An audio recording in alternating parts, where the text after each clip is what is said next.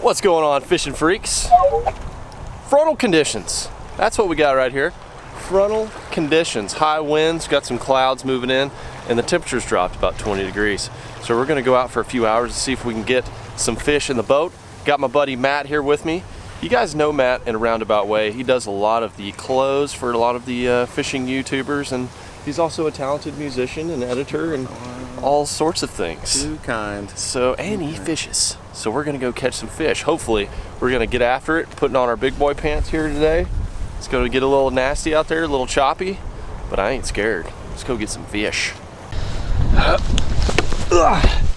Oh yeah, baby. Ready to get after these fish. Ready to stick it to them. We're on Lake Palestine today. This is a pretty good sized lake in East Texas. It's got a lot of docks around it. It's got some shallow grass right now, so hopefully we're gonna catch some fish around the shallow grass. Well, we just tried to run out on the main lake and we got soaking wet. All right, we're gonna start out in this creek. Kind of midway in a creek right now. I'm gonna be throwing a swim jig. Matt's throwing a spinnerbait. Just fishing around some shallow shoreline grass, and we'll see where we can go from here. I wanted to run on the main lake, hit some main lake grass, but it just would have been very wet going down there. So we're gonna stick to the shallows. Little ferocious spotted bass. I got a lot of these guys in here. How about that wind noise there, guys? Woo! About a 40-mile-an-hour wind coming in here hot.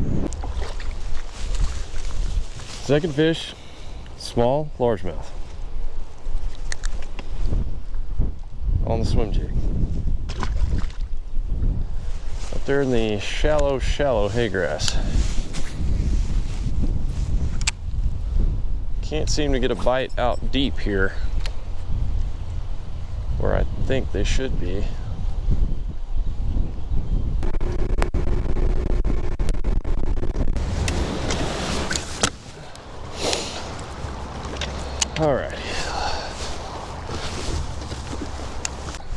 All right, guys, doing a little bed action here.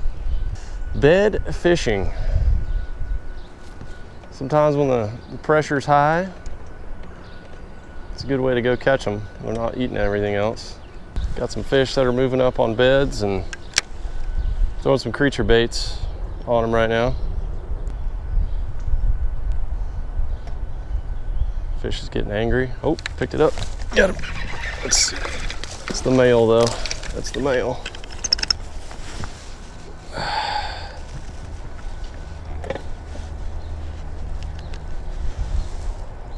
Got him on that vial craw. Just picked it out. I'm gonna put this one in the box, see if I can get the female. Sometimes that female will just take over if the male's gone. You just put him in the live well for a minute. Try to do this quickly while she's in guard mode. While she's still in guard mode, throw in here. She's coming back, but she's not like, She's not pissed off. Yeah, she's not pissed. We're gonna let this male go back in and see if the female will get re-energized again here. Okay. See if he goes back. Thank you. Oh, I see. Let's see what's going on here.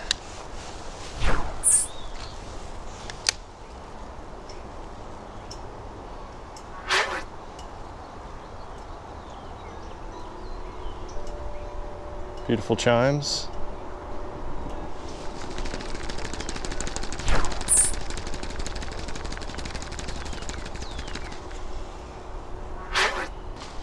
All right, man, I'm gonna catch this fish.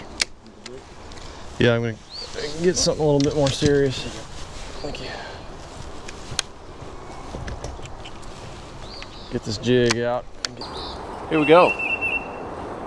We got two nice fish on a bed right now. Probably about a 4 and a 5 together. What I'm doing is I'm taking this jig. It looks like a bluegill, and I'm tossing it in that bed. I got a beaver trailer on there, so it really looks like a bluegill. Got a pretty heavy rod set up so I can get them away from the cover. I'm just gonna pitch it in here and I'm gonna let it sit. What usually happens is they swim off when you first initially throw it in there, and then they come back.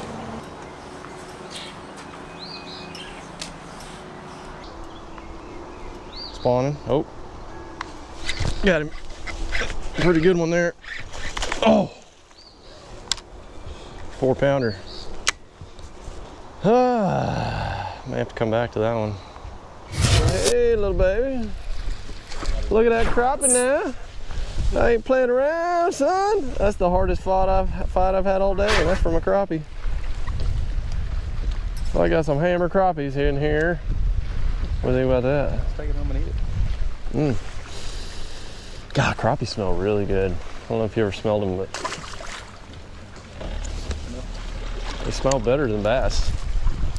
What do we have here, folks? That's a little Kentucky there now. Chock full of these things. They're like little piranhas. Whoop. Well, I never could get that female to bite. So we're gonna take it to the house. And extra special day, Ocean Spoon Girl and Winston have just arrived at the household. And I can't wait to see them.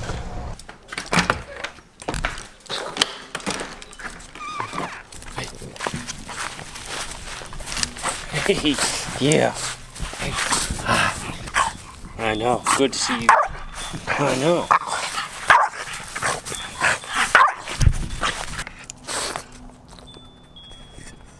It's Ocean Spoon Girl. Hey! Welcome home. Welcome home to you.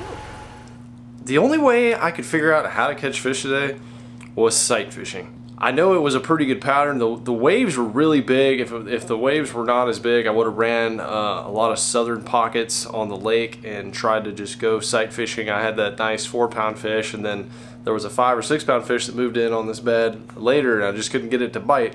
But there was lots of beds in the backs of the pockets. Very protected areas around those little shady spots around the docks.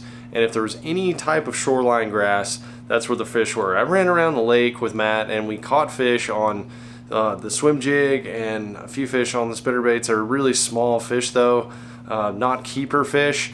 And it seemed like all the bigger fish were on the bed. So I caught fish off those beds. Unfortunately, I wasn't able to run that whole pattern across the entire lake. Sometimes when the conditions are really tough, that is the predominant way to catch fish. I mean, if you're in a tournament or if you're a fishing guide and you just have to go out there and catch fish on those high pressure, tough days, that's a lot of times the best pattern.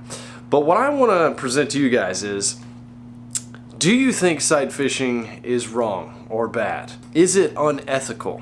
Now, I'm not going to judge you if you go sight fishing, but for me, I don't like to spend a whole lot of time sight fishing, especially if the fish is not big. I mean, if it's above a 5-pound fish, I might spend 20-30 minutes on it. If it's a double-digit fish, I might spend, you know, a lot of hours on that fish trying to get it, especially if it's like a 13-pounder trying to catch my PB or something like that.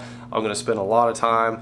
But if it's like a 2 to 3-pound fish, flip at it one time. If it's not staying in the bed, I'm just going to keep moving. And a lot of times, if it's not even you know, a 4 or 5-pound fish, I'm just going to keep moving down the line. And the main thing is, because I think there's other patterns out there, or maybe bigger fish, if they're really up there spawning, then I can go catch. A lot of times those bigger bass are just out a little bit deeper, like you guys saw me catching on Sam Rayburn Reservoir, and not up there in the real shallow water. So you could really burn a whole day trying to get on those sight fish, and if they're not biting right, you could waste a lot of time. For me, I don't like to go after them unless they're pretty good size. Now let me play devil's advocate here for just a second, because if you're fishing in the springtime and you're throwing towards the bank, I promise you, whether you know it or not, you're gonna be catching some bass that are on beds. Those bass are bedding in those shallow pocket areas around hard bottoms, around the bank. You'll often see you're catching bass with bloody tails and whatnot. You may not be able to see them, but but every once in a while you're picking off some bedfish. I fished in other lakes like in Canada where they reserve these areas and they're totally off limits for smallmouth fishing for long periods of time to ensure that those fish get a good spawn. Now we don't do that down here in Texas and other parts of the South for our largemouth, and I often wonder sometimes if we did, how much of a difference would it make? I think the biggest thing that affects largemouth during the spawning season and even other parts of the year for that matter is tournament fishing. Tournament fishing has a huge impact. Whether you're bed fishing or not, you're taking fish out of those spawning grounds during the spring, you're taking them to a completely different part of the lake and then releasing them. And there's a lot of stress that's involved handling the fish, and there's a mortality rate that people don't often talk about where, you know, 15 to 20% of fish usually end up dying just because their slime coats get depleted. They get bacteria as the water warms up, and their immune system's down after being stressed out, just like you and I get stressed out, and they can develop certain diseases and illnesses that can kill them shortly after being in a live well and then being released in the tournament. So that, I think, has a bigger effect than just going bed fishing or sight fishing, catching the fish right there on the spot and then releasing it right there to go back in the water to go do its thing and recuperate. So that's my stance on the whole deal. This is always a controversial topic, and I want to know what you guys think, so hit it up in the comments below. So even though the fishing was tough, I caught some sight fish. There really was no pattern that developed. Still had fun fishing with Matt today, though. He's my merch guy, and he's a lot of the YouTubers' merch guy. If you want to check out LFG stuff, Fishing Freak stuff, you can check it out. Link in the description. We're working on some more stuff right now. That was kind of the purpose of us going out today, is kind of working out some of that. So more stuff coming for you guys, more Fishing Freak shirts and whatnot. So stay tuned for that. And if you have other fishing questions that you think I might be able to answer, leave them down in the comments below, and I'll try to get to all of them, guys. Thanks again for watching. Make sure to subscribe if you haven't already for the next fishing adventure, and we'll catch you on the next video.